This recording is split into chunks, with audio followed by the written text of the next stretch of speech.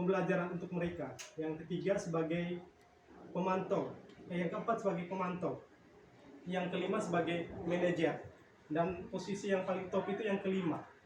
Kita lihat satu-satu. Yang pertama, penghukum.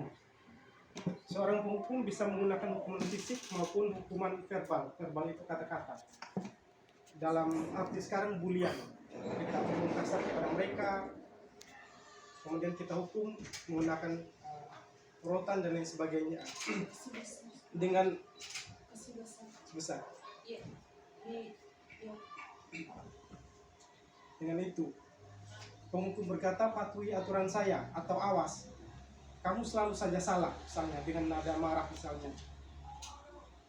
Pasti selalu yang terakhir selesai, misalnya anak selesai lama menyelesaikan tugas dan lain sebagainya. Itu penghukum nada suaranya tinggi, hasilnya kemungkinan murid marah dan mendendam atau bersifat agresif dan lain sebagainya. Yang kedua, posisi pembuat merasa bersalah. Saya sering juga menggunakan ini, pembuat merasa bersalah, ya. Dengan nada suara memelas, halus, sedih, bahasa tubuh merapat pada anak. Misalnya, Abi, kamu ini bagaimana ya? Kamu sudah berjanji dengan ibu tidak akan terlambat lagi. Kamu kenapa ya sering sekali mengecewakan ibu? Nanti saya dimarahi oleh ibu pas sekolah loh misalnya. Dan lain sebagainya. Membuat anak itu merasa bersalah ya. Kemudian yang ketiga, sebagai teman. Kita sebagai teman dengan kata-kata yang baik, tetapi tidak mengandung atau tidak mendidik mereka. Misalnya,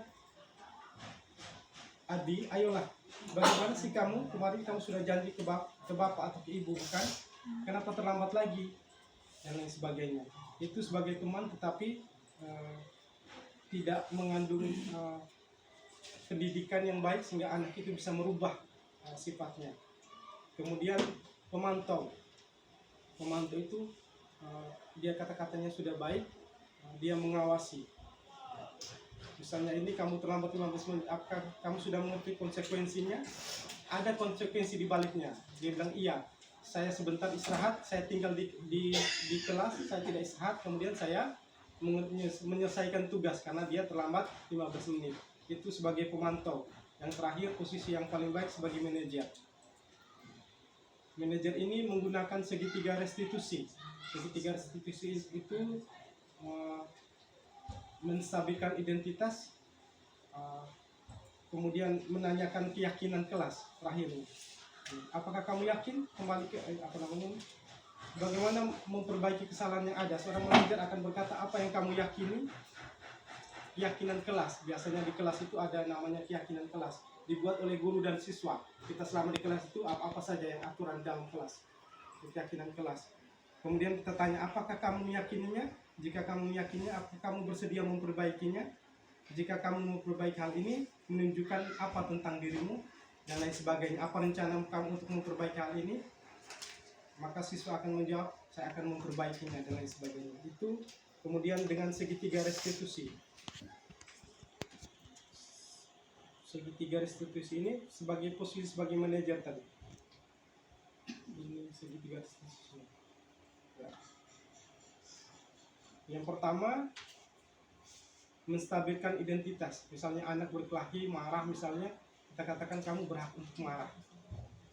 Saat dia sedang marah, maka dia bilang, iya bu, saya marah karena ini, karena ini, karena ini, karena ini.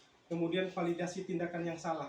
Tapi kamu marah, jika kamu pukul temanmu, maka apa yang terjadi? Teman saya sakit pak, saya berkelahi dengan teman saya pak, misalnya. Itu yang terjadi. Kemudian menanyakan keyakinan kelas. Keyakinan kelas kita apa? Dan lain sebagainya. Sehingga posisi kita sebagai manajer terlaksana dengan segitiga restitusi ini. Menstabilkan identitas, validasi tindakan yang salah, kemudian menanyakan keyakinan kelas. Tindakan dia tadi, oh, kamu mengaku sudah berbuat salah, ya saya mengakui bahwa saya berbuat salah. Apa yang kamu yakini tentang keyakinan kelas kita? Saya tidak boleh berbuat salah, saya tidak boleh memukul teman dan sebagainya. Sehingga dia merasa bersalah, kemudian dia meminta maaf pada temannya dan temannya memaafkan dia misalnya, dan lain sebagainya. Ada kesalahan-kesalahan yang dilakukan oleh siswa itu. Mungkin